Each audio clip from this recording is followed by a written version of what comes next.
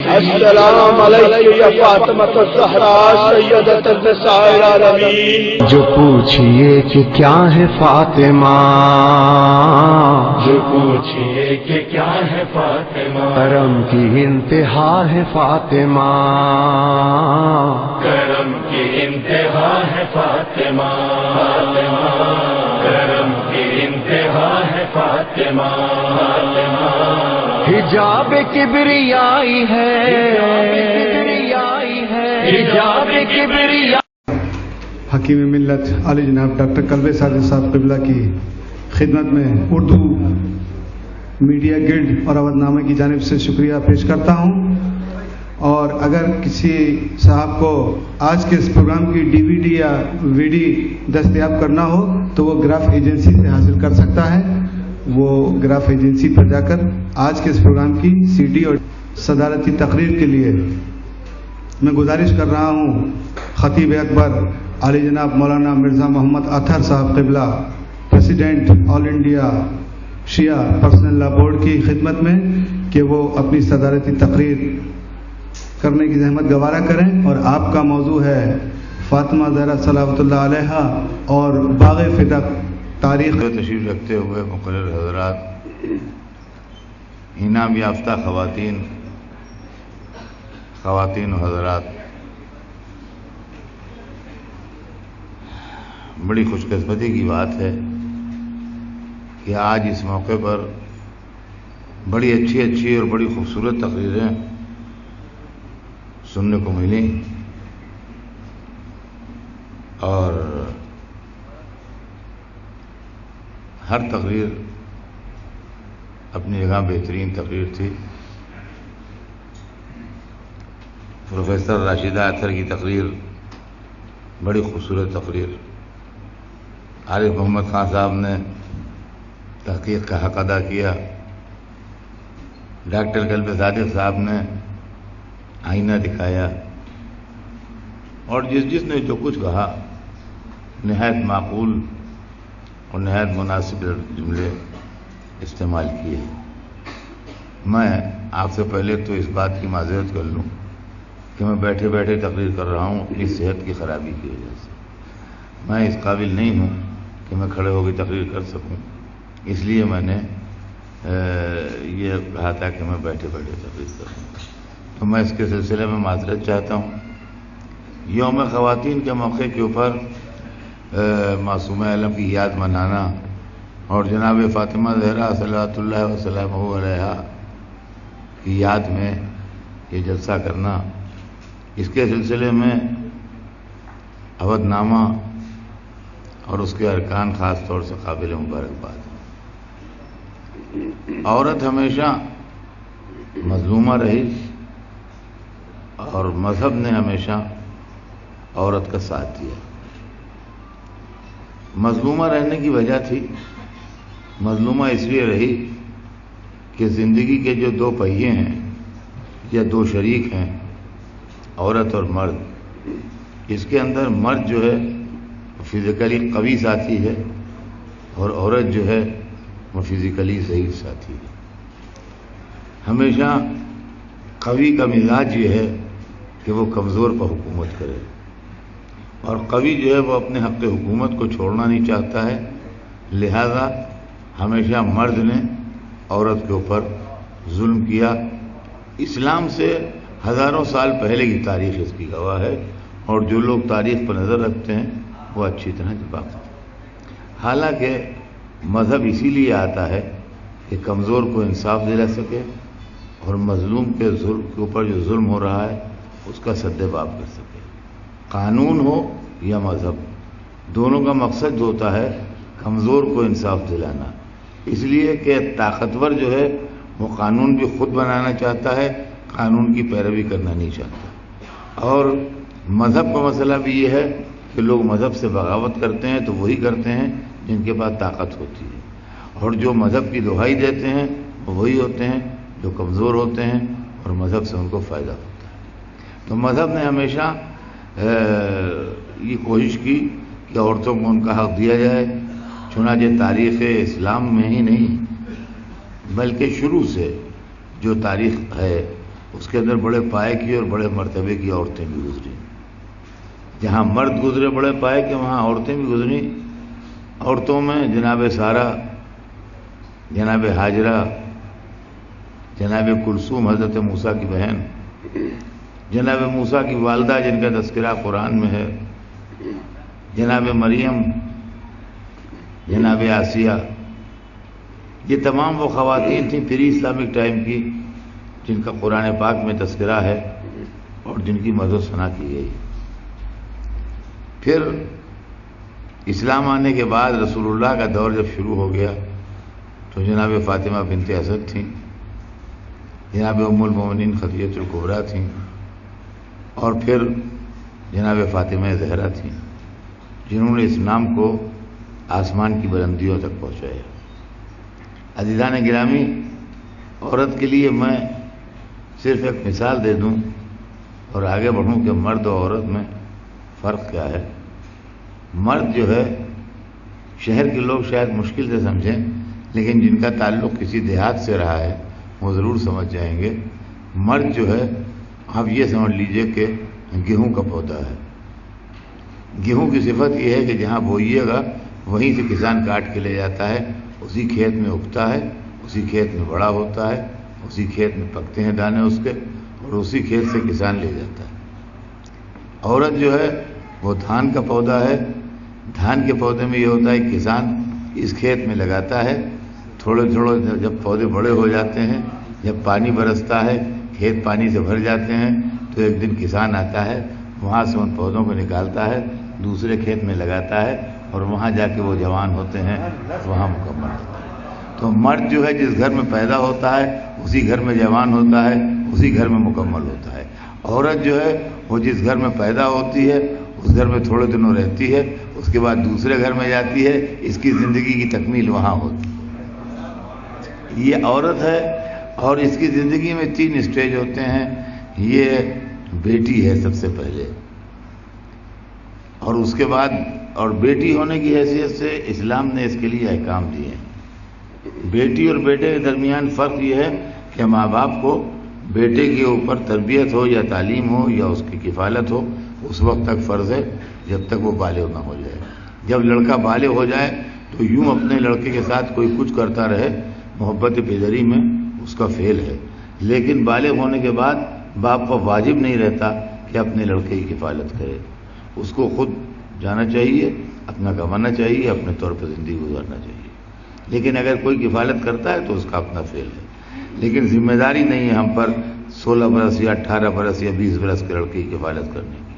لیکن لڑکی کا مسئلہ جہاں تک ہے، اسلام نے باپ پر یہ فرض رکھا ہے کہ جب تک عزت آبرو کے ساتھ بیاہ کے اپنے گھر چلی نہ جائے اس وقت تک اس کی کفالت کرنا تمہارا فرض ہے، اس وقت تک اس کی زندگی کی ضروریات کا خیال رکھنا تمہارا فرض ہے. یہ اسی طریقے سے عورت کے سلسلے میں یہ اپنے باپ کے گھر میں ہے تو باپ کو یہ حکم ہے کہ اگر تم کوئی چیز لاؤ، مٹھائی لاؤ، پھل لاؤ، تقسیم کرو بچوں میں، تو لڑکوں کو پہلے نہ دو، پہلے لڑکیوں کو دو اور اس کے بعد پھر لڑکوں کو دو.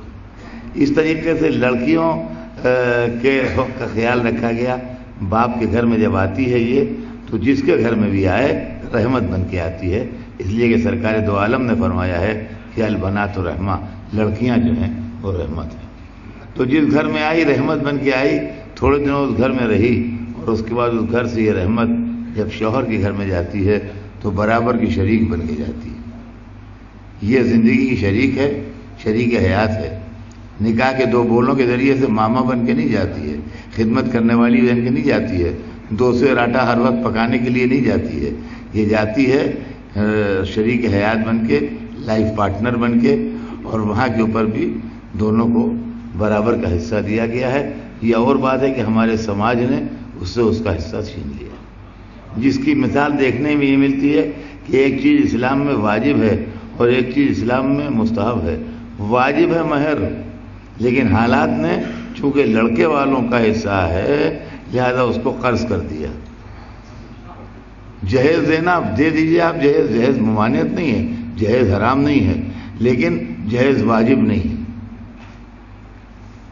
کہ آپ کسی بھی فقہ سے پوچھ لیجیے جاننے والے سے، جہیز دینا جو ہے وہ واجب نہیں ہے، لیکن جہیز کو ہم نے نقد رکھا، جہیز کو قرض نہیں رکھا.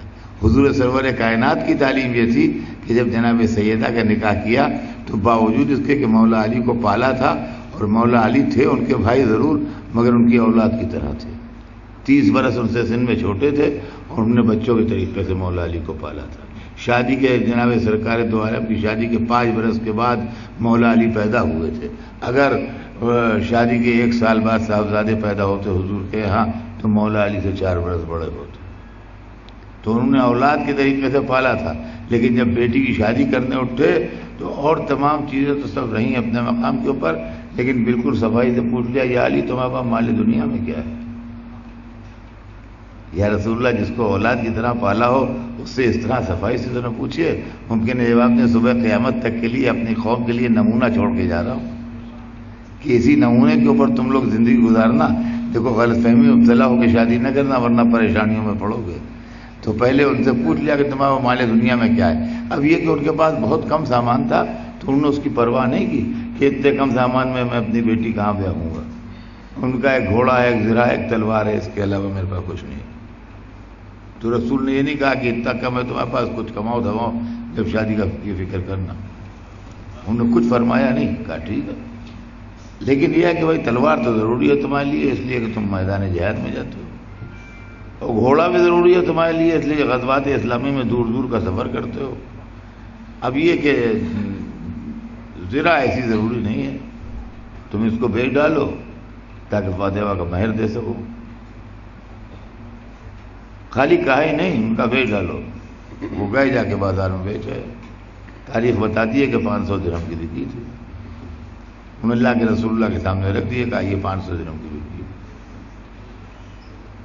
تو یہ نہیں فرمایا کرے بھائی میں نے ایسا کہا تھا کیوں بیچا ہے، نہیں، اسی میں سے مٹھی بھر بھر کے دینا شروع کیا لوگوں کو۔ تم کپڑا لے آؤ، تم برتن لے آؤ، تم بستر لے آؤ، تم لباس لے آؤ، اس طریقے سے سامان منگا لیا۔ 500 درہم میں نہ 1 درہم بچا اور نہ 1 درہم اپنی جیب سے لگایا، یہ جہیز آ گیا۔ اور اس طریقے سے جناب سیدہ کا عقد ہوا، تاریخ گواہ ہے اس کی اور دنیا گواہ ہے، آپ ہر کتاب میں اس کو ملاحظہ فرما سکتے ہیں۔ تو اس طریقے سے نکاح کر دیا، لیکن یہ ایک راستہ بتا دیا امت کو کہ جہیز لو، جہیز دو، مگر مہر لو، اور جتنے مہر میں آئے اتنے ہی کو جہیز کی صورت میں پلٹا دو۔ اگر رسول اللہ کی یہ تعلیم ہمیں یاد ہوتی تو یقین مانیے آپ شادی کسی کے لیے پرابلم ہی نہ ہوتی، اور اگر ہوتی تو لڑکے والوں کے لیے ہوتی، جہاں بیٹے کا باپ بیٹے سے کہتا ہے کہ بیٹا اتنی مہنگائی ہے، کم سے کم 1 لاکھ روپیہ تو ہو جو تمہاری شادی ہو، اس سے کم میں کیا ہوگی، اس سے کم میں مہر کون لے گا۔ تو اگر پریشان ہوتا تو لڑکے کا باپ پریشان ہوتا، رات کی نیند اس کی اٹھتی، بلڈ پریشر اس کا ہائی ہوتا، لڑکی والوں کا نہ بلڈ پریشر ہائی ہوتا نہ رات کی نیند ہوتی۔ لیکن یہاں معاملہ یہ ہے کہ مکان تو بنوا لیتے ہیں، جو ہے فرنیچر نہیں لاتے کہ لڑکوں کی شادی ہوگی فرنیچر خود بخود آ جائے گا۔ تو عزیزان گرامی مسئلہ جو ہے وہ یہ ہے کہ اس طریقے سے رسول اللہ نے اپنی بیٹی کی شادی کی، اور پھر یہ سمجھ لیجئے کہ جناب سیدہ وہ کون سی بیٹی تھی، ان کی عظمت اور ان کی جلالت یہ تھی کہ وہ اس باپ کی بیٹی تھی جو عرب کے سرداروں کے خاندان سے تھا، اور اس ماں کی بیٹی تھی جو ملکۃ العرب کہلاتی تھی۔ لیکن اس کے بعد بچپن نہیں تھا آپ کا، یعنی جناب خدیجہ زندہ تھی، رسول کی مکے کی زندگی تھی جب ساری دولت خدیجہ کی اور سرور کائنات کی اسلام کے راستے میں خرچ ہو چکی تھی، گھر میں کچھ نہیں تھا۔ اس زمانے میں جب گھر میں کچھ باقی نہیں رہا تو ایک عورت شادی کا بلاوا لے کے بی بی خدیجہ کے پاس آئی، جب چلی گئی تو بی بی خدیجہ نے کہا کہ میرا کیا ہے، میں تو بوڑھی ہوئی، کیسے بھی چلی جاؤں، میری بیٹی فاطمہ کے پاس بھی کوئی زیور نہیں ہے۔ جب وہ عورت کہہ رہی ہے جو عرب کی ملکہ کہلاتی تھی، ایک وقت ایسا آ گیا کہ وہ کہتی میری بیٹی فاطمہ کے پاس بھی کوئی زیور نہیں ہے۔ فاطمہ اپنے ننھے سے سن سے مبلغ بھی تھیں اور راستہ بتانے والی بھی تھیں۔ فوراً کہا مادر گرامی یہ آپ نے کیا فرمایا، کیا آپ نے میرے بابا کو یہ کہتے نہیں سنا ہے کہ مسلمان عورت کا زیور اس کا کردار ہے، مسلمان عورت کا زیور اس کا کردار ہے۔ دیکھیے جناب سیدہ نے جو بات کہی آپ اس کی بلاغت پر غور کیجیے گا۔ زیور بے شک قیمتی چیز ہے اور زیور عورتیں پہنتی ہیں اور عورتوں کے لیے ہے، لیکن عمر کی ایک منزل وہ آتی ہے کہ زندگی کا سورج ڈوبنے سے پہلے زیور کا سورج ڈوب جاتا ہے۔ 70 برس کی عورت زیور پہن کے نہیں جاتی شادی میں، 75 برس کی بڑھیا اگر وہ سا زیور پہنے جو 20 برس کی لڑکی پہنتی ہے تو عورتیں ہنسیں گی، کہیں گی کیا ہو گیا ہے پاگل کو کہ دلہن بن کے آئی ہے، نہ منہ میں دانت نہ پیٹ میں ہاتھ، بال سفید ہو رہے ہیں اور دیکھیے تو کیا کیا پہنے ہوئے ہیں۔ تو معلوم ہے کہ زیور اگر سبب عزت ہوتا تو جب پہنتی جب عزت ہوتی، لیکن کردار وہ شے ہے کہ اگر صاحب کردار ہے تو جہاں جائے گی عورتیں اس کو ادب سے سلام کریں گی، اس لیے کہ اس کے کردار کے دامن پہ کوئی دھپا نہیں۔ اس طریقے سے غریبوں کے دل کی تسلی کے واسطے بی بی نے فرمایا کہ مسلمان عورت کا زیور اس کا کردار ہے، اور یہ سونے چاندی کے ٹکڑے جو ہیں یہ اس کا زیور نہیں ہے۔ اور پھر عزیزان گرامی، یہ جناب فاطمہ زہرا، ان کے سلسلے میں ایک چیز تو یہ دماغ میں تصور رکھیے کہ جناب سیدہ کی زندگی کو اگر آپ غور سے پڑھیں گے تو آپ کو یہ اندازہ ہوگا کہ وہ تصور جو ملوکیت نے ہم کو دیا ہے، بڑی اچھی بات ہے عارف محمد خان صاحب نے کہی، وہ تصور اسلام کا جو ملوکیت نے ہم کو دیا ہے اس نے سب کچھ تباہ کر دیا۔ عورتوں کی تعلیم بھی اس نے تباہ کی۔ دیکھیے جہاں تک تعلیم کا سوال ہے یہ میرا موضوع نہیں ہے، لیکن جناب سیدہ کے علمی لیاقت کا جہاں تک سوال ہے تو جس طریقے سے مولا علی کی علمی شخصیت جو ہے وہ نہج البلاغہ سے ثابت ہے، اور اب نہج البلاغہ کی موجودگی میں کسی مزید دلیل کی ضرورت نہیں ہے کہ مولا علی جو تھے وہ بہت بڑے عالم تھے یا بہت بڑے اسکالر تھے۔ اسی طریقے سے فاطمہ زہرا جب دنیا سے گئیں تو ایک کتاب چھوڑ کے گئیں جس کا نام ہے مصحف فاطمی، جس سے ائمہ اطہار علیہ السلام کے پاس وہ سلسلہ بسلسلہ رہی، اور ہمارے یہاں کی تاریخ میں برابر اس کو کوٹ کیا گیا ہے کہ مصحف فاطمی وہ چیز تھی جو جناب سیدہ اپنے والد سے سنتی تھی، اس کو تحریر فرماتی رہتی تھی، اور اس طریقے سے وہ کتاب جو تھی وہ جناب سیدہ کے پاس رہی، اور جناب سیدہ کے پاس وہ مولا علی اور امام حسن اور امام حسین، اور اس کے بعد نسل جناب سیدہ میں جو ائمہ اطہار ہوئے ان کے پاس وہ کتاب رہی۔ تو مصحف فاطمی جو ہے وہ خود جناب فاطمہ زہرا کی علمی لیاقت کی دلیل ہے، جس کو برابر ہمارے اماموں نے کوٹ کیا ہے، ایسے ویسے کسی آدمی نے نہیں کوٹ کیا ہے، ان لوگوں نے کوٹ کیا ہے جو انہی کی نسل سے تھے اور انہی کی پاکیزہ نسل سے تھے، انہوں نے کوٹ کیا۔ تو جناب سیدہ پھر اس کے علاوہ بیک وقت کتنے کام کیے۔ ایک طرف جیسے ابھی آپ نے تقریر میں سنا کہ جس وقت ابو جہل نے، جو ابو ہشام کہلاتا تھا اور بڑا طاقتور انسان مشہور تھا، وہ کافر تھا یا مشرک تھا وہ ایک الگ بات ہے، لیکن بہت ہی طاقتور انسان تھا وہ، اور اس کا بڑا دبدبہ تھا لوگوں میں، اور اس نے بدتمیزی کی رسول اللہ سے جب آپ سجدے میں تھے اور اونٹ کے وہ سب پشت پر لا کے رکھ دیا، تو جیسا کہ ابھی آپ نے تقریر میں سنا تھا چند منٹ پہلے کہ لوگ بیٹھ کے افسوس تو کر رہے تھے مگر ہمت کسی میں نہیں تھی کہ وہ ہٹائے۔ جناب سیدہ آئیں اور انہوں نے آن کے وہ سب ہٹایا، جبکہ آپ کی عمر بہت کم تھی، اور اس کے بعد کھڑے ہو کے جس طرح ڈانٹا ہے ابو جہل کو، تو وہ لوگ محو حیرت رہ گئے اور اس کی مجال نہیں تھی کہ بول سکے جس طریقے سے اس چھوٹی سی بچی نے اس کو ڈانٹا ہے۔ تو جناب سیدہ یہ تھیں بچپن میں، اس کے بعد زندگی میں آپ ذرا سا، میں صرف 2-3 منٹ کے اندر آپ کو یہ دکھا دوں کہ انہوں نے مختلف موقعوں کے اوپر کیا کیا کام انجام دیے ہیں۔ جو لوگ کہا جاتا ہے کہ عورت کو پنجرے کی چڑیا بنا کے رکھ دیا ہے اور عورت کو گھر کا قیدی بنا کے رکھ دیا ہے، یہ آپ کا سماج ہے جس نے پنجرے کی چڑیا بنایا ہے، اسلام نے پنجرے کی چڑیا نہیں بنایا ہے۔ آپ جو کچھ بھی کہنا ہے اپنے سماج سے کہیے، سماج ہمیشہ جو ہے وہ مذہب کا رنگ دے دیتا ہے، اور جہاں معاملہ بگڑتا ہے تو مذہب کے گاربیج باکس میں لا کے ڈال دیتا ہے کہ مذہب کی وجہ سے ہوا، لیکن کیا درا سب سماج کا ہوتا ہے، مذہب کا کچھ نہیں ہوتا ہے۔ یہ جو عورتوں کی تعلیم کے سلسلے میں آج طالبانی نظریہ ہے جس کے اوپر مذہب کا رنگ چڑھایا جاتا ہے، یہ وہی ملوکیت کا دیا ہوا نظریہ ہے، یہ وہی شہنشاہیت کا دیا ہوا نظریہ ہے کہ جو بادشاہوں کے محلوں میں کنیزیں قید ہوتی تھیں۔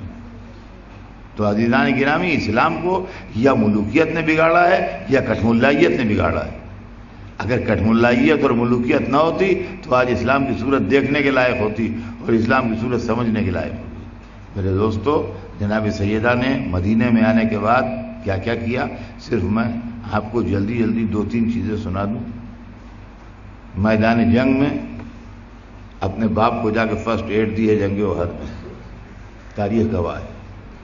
ایک عورت ہوتے ہوئے حجاب کے اندر رسول کی بیٹی، جو تم ساری دنیا کے لیے نمونہ عمل ہے بنص قرآنی، قل ان کنتم تحبون اللہ فاتبعونی یحببکم اللہ کے روشنی میں میدان جنگ میں جا کے اپنے باپ کو فرسٹ ایڈ دی ہے، دندان مبارک شکستہ ہو گئے تھے، خون جاری تھا، اپنا رومال جلا کے بھرا، اس کے اندر مولا علی ڈھال میں اپنے پانی لائے، جناب سیدہ نے زخم دھلائے، تاریخ نے پوری ڈیٹیل لکھی ہے. ایک واقعہ. دوسرا واقعہ سماجی واقعہ سمجھ لیجئے. ایک یہودی تھا جس کے پاس اسلام نام کی کوئی چیز نہیں تھی، نہ وہ اسلام کے لیے سوچنا چاہتا تھا.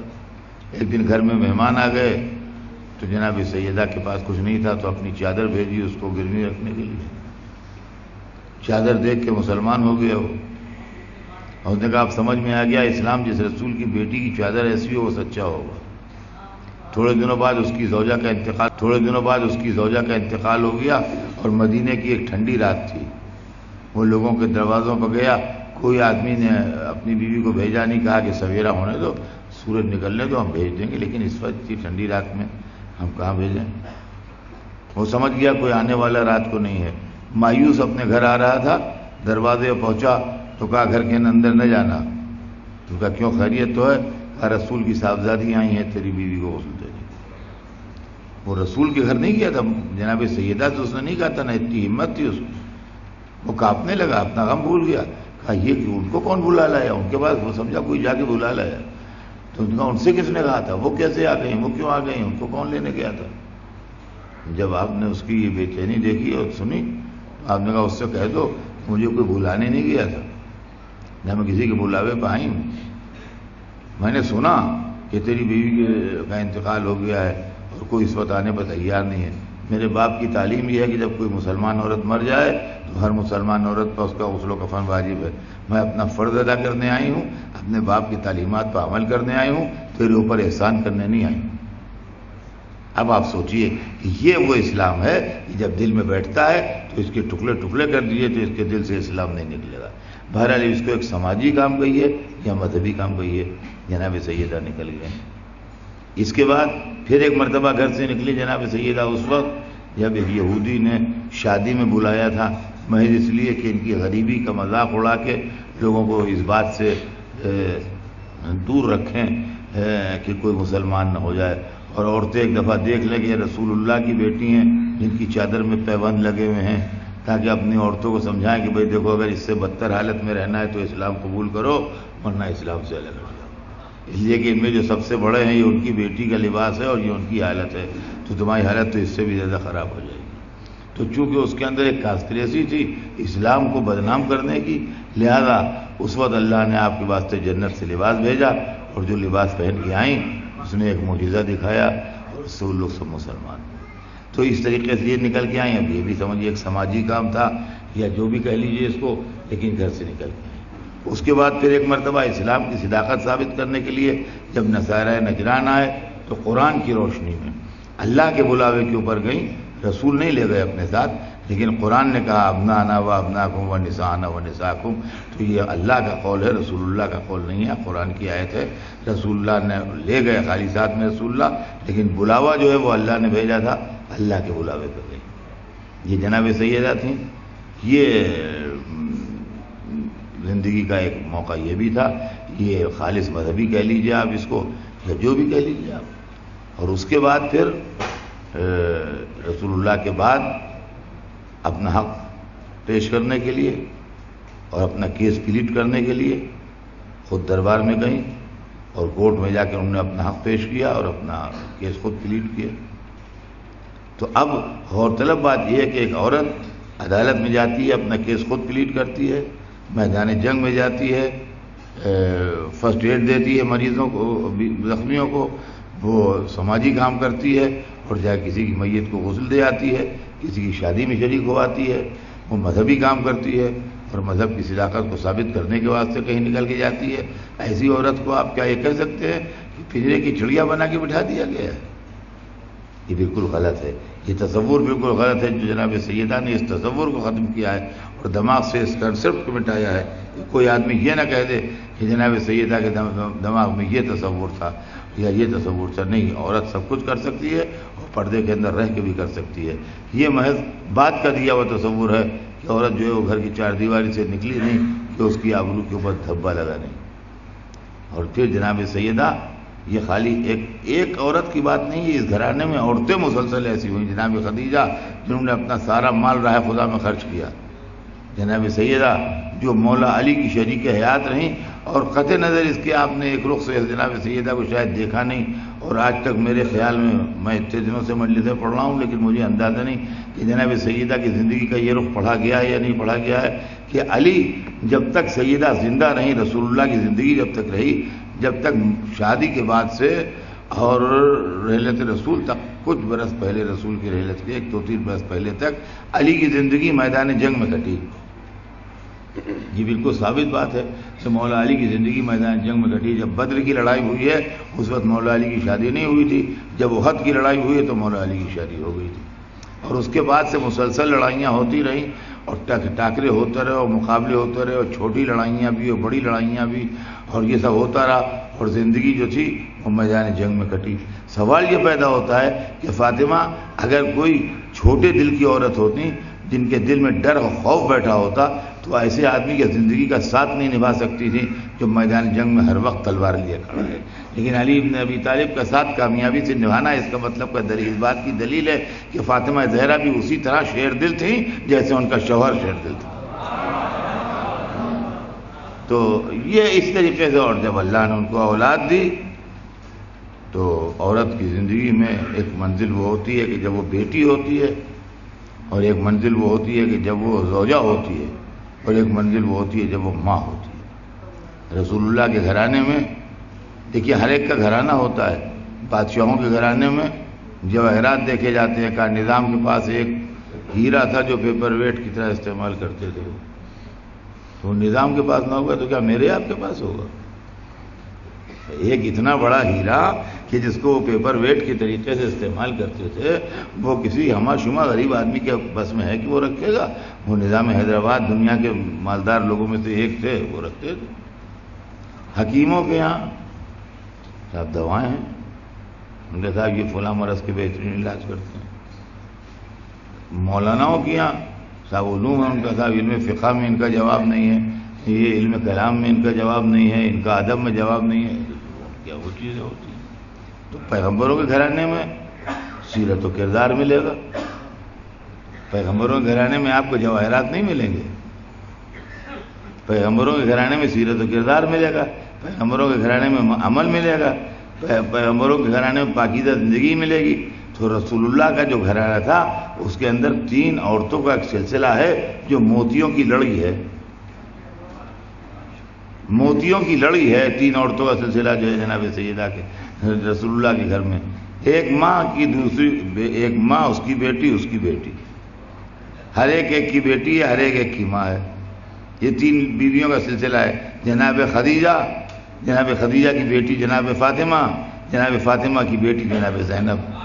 یہ 3 بیویاں ہیں جو 3 موتیوں کی لڑی ہے. جیسی نہ آدم کے گھر میں ملے گی، آدم سے لے کے عیسیٰ تک کسی گھر میں سلسلے وار یہ 3 بیویاں اس طرح نہ ملیں گی جیسے رسول اللہ کے گھر میں ملیں گی.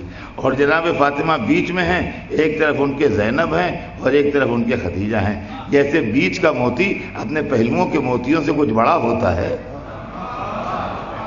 اس طریقے سے جناب سیدہ بیچ میں ہیں، اور ایک طرف ان کے جناب خدیجہ ہیں اور ایک طرف ان کے جناب زینب ہیں. وہ بیٹی، ایسی ماں کی بیٹی جس نے اسلام کو بنانے میں مدد کی ہے، اور ایسی بیٹی کی ماں جس نے اسلام کو بچانے میں مدد کی. یہ ہے جناب سیدہ، اور انہوں نے دونوں میں مدد کی، بچانے میں بھی اور بنانے میں. اور عزیزان گرامی، دنیا میں عورتوں کو یہ سبق دے دیا کہ دیکھو اپنا حق جو ہے اس کے لیے خاموش نہ رہنا. مجھے جو موضوع دیا گیا ہے وہ میں اس کے اوپر تقریریں بہت کر چکا ہوں، لیکن مسئلہ جو ہے وہ یہ ہے کہ غور طلب بات جو ہے وہ میں نہایت اختصار کے ساتھ آپ کی خدمت میں یہ بات عرض کر دوں کہ جناب فاطمہ زہرا صلوات اللہ علیہا نے اس کے لیے مولا علی کو منتخب نہیں کیا، حالانکہ ان کے پاس علی جیسا وکیل موجود تھا جو فاطمہ کی طرف سے ان کا کیس پلیٹ کر سکتا تھا، اور جس کے پاس علی جیسا قابل، فصیح و بلیغ بولنے والا انسان موجود ہو، وہ کسی کو اپنا وکیل نہ بنا کے خود اپنا کیس لے کے کورٹ میں جائے، یہ کتنی عجیب بات ہے. لیکن عزیزان گرامی، یہ بھی آپ سمجھ لیجئے کہ جو پروٹیکشن جناب سیدہ کو حاصل تھا رسول اللہ کی بیٹی ہونے کے ناطے، وہ پروٹیکشن مولا علی کو حاصل نہیں تھا. بے شک مولا علی رسول اللہ سے بہت قریب ہے اور بے شک مولا علی کو رسول اللہ نے پالا ہے، لیکن پھر بھی علی ابن ابی طالب، علی ابن محمد نہیں کہتا کوئی۔ ابو طالب کے بیٹے تھے علی، یہ بے شک پلے آغوش رسول میں پلے ہیں، پروردہ آغوش رسول ہیں، رہے ان کے ساتھ، ہمیشہ رہے ان کے ساتھ، لیکن اولاد میں سب سے زیادہ انسان کے قریب جو ہوتی ہے وہ اولاد ہوتی ہے، اس کے بعد ہر ایک کا نمبر آتا ہے۔ داماد بھی قریب ہوتا ہے مگر بیٹی کی وجہ سے قریب ہوتا ہے، نوازے بھی قریب ہوتے ہیں مگر بیٹی کی وجہ سے قریب ہوتے ہیں، پوتے بھی قریب ہوتے ہیں مگر بیٹے کی وجہ سے قریب ہوتے ہیں، رشتہ داروں کی وجہ سے کچھ رشتہ دار قریب ہوتے ہیں۔ فاطمہ زہرا کا رشتہ رسول اللہ سے ڈائریکٹ رشتہ ہے، جس کے اندر درمیان میں کوئی نہیں آتا، اپنے حق کا احتجاج کرنے کے واسطے خود آئیں اور آنے کے بعد صبح قیامت تک کے واسطے ایک مثال قائم کر دی، تاکہ عالم اسلام میں لوگ یہ فیصلہ کریں اور غور کریں کہ کیا مسئلہ ہے کہ اس کے لیے رسول کی بیٹی جو ہے وہ خود آئی ہے اور مطمئن نہیں ہو رہی ہے، اور وہ اس کو جو اس کا حق ملنا چاہیے وہ اس کو نہیں مل رہا ہے۔ کیا یہ سیاسی بازی گری نہیں ہے؟ کیا یہ ایسا مسئلہ نہیں ہے کہ اس کو دیکھ کے حیرت ہوتی ہو؟ جبکہ غور طلب بات یہ ہے کہ اگر آپ دیکھیں تاریخ کے اندر، مجھے ایک بات، میرا وقت پورا ہو گیا اور میں دوسری باتوں میں پورا وقت نکل گیا، اس لیے میں اپنی بات کو تمام کر رہا ہوں، لیکن میں ایک بات آپ سے ضرور عرض کروں گا کہ پورا کیس جو ہوا تھا رسول اللہ کے بعد، اس کی ایک ایک فائل مثل میں ہے، ایک ایک کاغذ مثل فائل میں ہے، ایک ایک کاغذ چھوٹے سے چھوٹا اور بڑے سے بڑا جو مثل جو ہے اس کی پوری وہ تاریخ کے اندر محفوظ ہے۔ جناب سیدہ کا آنا، ان کا داخل ہونا مسجد میں، ان کے ساتھ کون کون لوگ آئے تھے، وہ ان کے ساتھ مولا علی آئے تھے، ان کے ساتھ امام حسن آئے تھے، ان کے ساتھ امام حسین آئے تھے، وہ خود آئی تھیں۔ بنی ہاشم کی عورتیں ان کو گھیرے ہوئے ضرور تھیں، مگر بنی ہاشم کی کسی عورت نے ان کی طرف سے گواہی نہیں دی تھی، نہ انہوں نے پیش کیا اپنے ساتھ۔ ان نے گواہی میں پیش کیا تو علی کو پیش کیا، حسن کو پیش کیا، حسین کو پیش کیا۔ یہ وہی علی ہیں جن کو مسلمانوں نے خلیفہ بنایا، یہ وہی حسن ہیں اور حسین ہیں جن کے لیے رسول اللہ نے فرمایا کہ الحسن والحسین سیدہ شباب اہل جنہ، حسن و حسین سردار ہیں جوانان اہل جنت کے، سمجھا؟ یہ وہی حسن و حسین ہیں جن کو رسول اللہ نے اپنی گود میں لیا یا ان کی اپنی زبان چسائی یا ان کو حد سے زیادہ پیار کیا۔ تو غور طلب بات یہ ہے اور سوچنے کے قابل عالم اسلام کی بات یہ ہے کہ اگر یہ حسن، یہ حسین، یہ علی کوئی غلط بات کہہ سکتے ہوں تو ہم اعتبار کس کا کریں گے کائنات عالم میں؟ اور بھروسے کے قابل کون سی شخصیت ہوگی اس کا اعتبار کیا جائے؟ اور دوسری طرف جو بات ہے وہ یہ عزیزان گرامی کہ جناب سیدہ نے ان کو خود پیش کیا اپنا معاملہ۔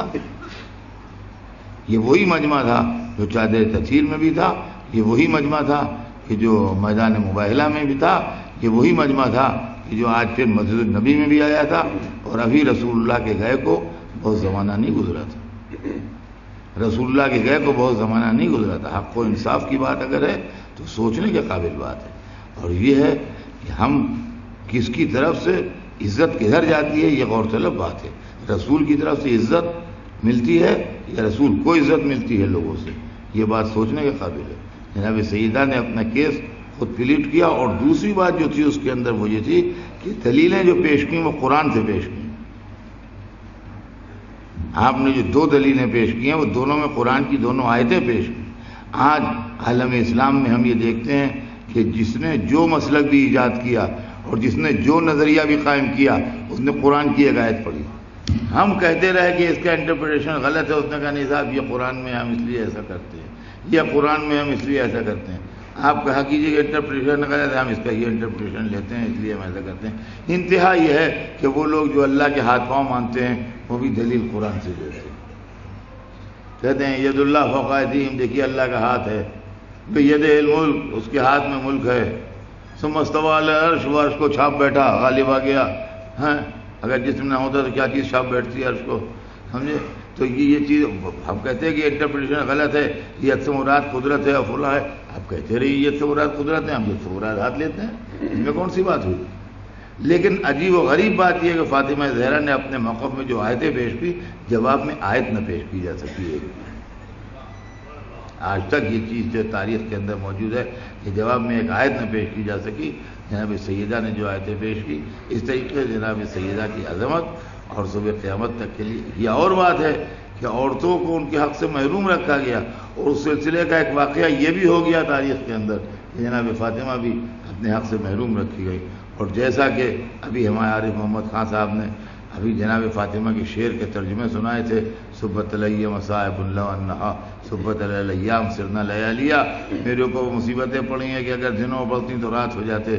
عزیزان گرامی، یہ شعر جو ہے یہ خود اس بات کی دلیل ہے کہ جناب فاطمہ زہرا جو تھیں وہ دنیا سے دل برداشتہ اٹھی. آج بڑے خوشی کی بات ہے کہ ان فاطمہ زہرا کے نام کے اوپر یہ دن منایا جا رہا ہے، اور ان کی سیرت کے مختلف کوشش اجاگر ہو رہے ہیں، اور مجھے امید ہے کہ ہر سال یہ دن منایا جاتا رہے گا، اور ان کی سیرت پاک کے مختلف کوشش اجاگر کیے جاتے رہیں گے، تاکہ ہماری بہنوں کو، ہماری ماؤں کو، ہماری بیٹیوں کو اور آنے والے مومنین کو ان کی پاکیزہ زندگی سے واقفیت حاصل ہو. بہت زیادہ وقت نہیں ہے، آپ کا اپنی جگہ پر تشریف رکھتے ہیں. صرف 2 منٹ خصوصی طور پر شکریہ ادا کرنا چاہتا ہوں کہ صحت کی خرابی کے باوجود آپ نے یہاں کر ہماری ہمت افزائی کی، اور اس سے پہلے جو قرآن نازل کی ہے آج کے اتنے بہترین اور اتنے کامیاب پروگرام کے لیے اول نمبر پبلیکیشن کے چیئرمین جناب وقار رضوی صاحب کو میں مبارکباد دینا چاہتا ہوں. اور چونکہ میں گزارش کر رہا ہوں قرآن نازل سے پہلے وقار رضوی صاحب سے مہمانوں کا اور سامعین کا شکریہ ادا کریں. ووٹ آف تھینکس کے لیے میں گزارش کر رہا ہوں وقار رضوی صاحب کا بہت معذرت چاہتا ہوں، بہت دیر ہو چکی ہے، اس لیے آپ لوگوں کا شکریہ بہت بہت کہ آپ لوگ یہاں تشریف لائے، اتنا وقت دیا، اور خاص طور سے دائیں سے بیٹھے ہوئے ہمیں جنہوں نے اپنا بہت وقت دیا. شکریہ ان لوگوں کا خاص طور سے ادا کرنا چاہتا ہوں جو لوگ اوارڈ لینے کے لیے آئے، اتنا وقت انہوں نے دیا. اس سے پہلے ان لوگوں کو سب کو گولڈ میڈل مل چکے ہیں، بڑے بڑے اوارڈ مل چکے ہیں. ان لوگوں نے یہاں آ کے ہم لوگوں کے ادارے کو عزت بخشی. اب آپ کا وقت نہیں لینا چاہتا ہوں، بس قرآن نازل کے لیے اطہر صاحب سے میں درخواست کرتا ہوں.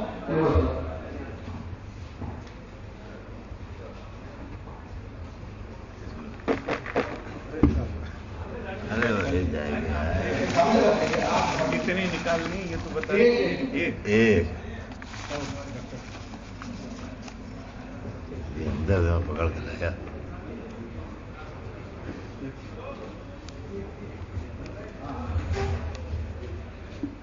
اب میں گزارش کروں گا پہلے یہ لیجیے بھائی. یہ عراق کربلا کی اجازت کے لیے ہے، یا اگر کہنا چاہیں تو عمرے پہ بھی جا سکتے ہیں. اس کے لیے عوض نامہ کی جانب سے آمد و رفت کا کرایہ دیا جاتا ہے. سسپینس ختم ہو رہا ہے، اور یہ پورا قلعہ ہے سمری رضوی کے نام، شاہ نجف روڈ لکھنؤ. یہ یہاں پر ان کا کوئی پرمیٹیڈ اگر یہاں موجود ہو تو یہاں پر تشریف لیں تاکہ ان کی وہ یہاں پر تشریف رکھتے ہیں. اب میں گزارش کروں گا علی محمد خان صاحب قبلہ کی خدمت میں کہ وہ ایک قرآن نازل حسین ڈیگری کے لیے نکالنے کی محنت گوارا کریں. جاوڑا جی جاوڑا حسین ڈیگری جاوڑا کے لیے یہ علی جناب عارف محمد خان صاحب x union minister government of India.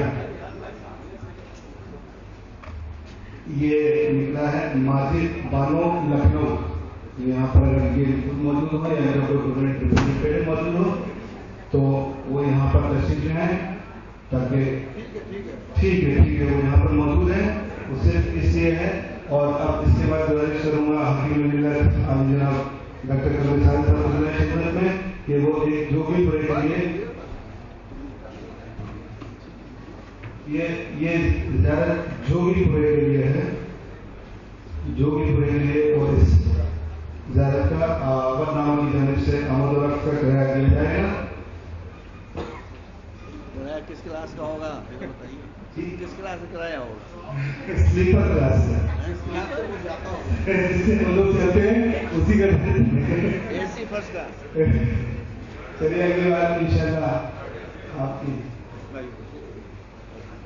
یہ جو بھی پروجیکٹ کی وزارت نکلی ہے چونکہ یوم خواتین ہے تو زیادہ تر خواتین کے نام نکل رہی وزارت یہ ارجمن جعفری لکھنؤ یہاں پر تشریف رکھتی ہیں یا ان کا کوئی ریپرزینٹیٹو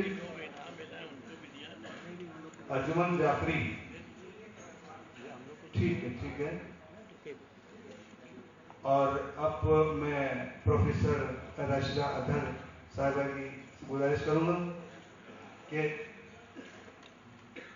ایک زیارت بگرے کے لیے بگرا مظفر نگر میں ہے اس کے لیے ایک زیارت کی قرآن اندازی کرنے کی زحمت گوارہ کریں پروفیسر راشدہ اطہر اپنے دستور یہ گفٹ ہے اور اس فاطمہ ڈے کے موقع پر یہ بگرے کے لیے زیارت نکلی ہے تسنیم جعفری لکھنؤ یہاں پر تشریف رکھتی ہیں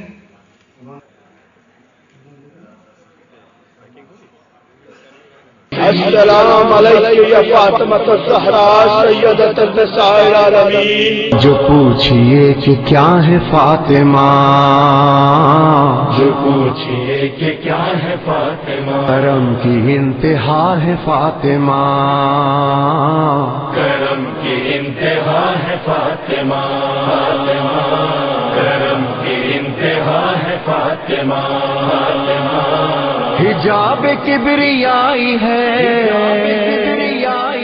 حجاب کبریائی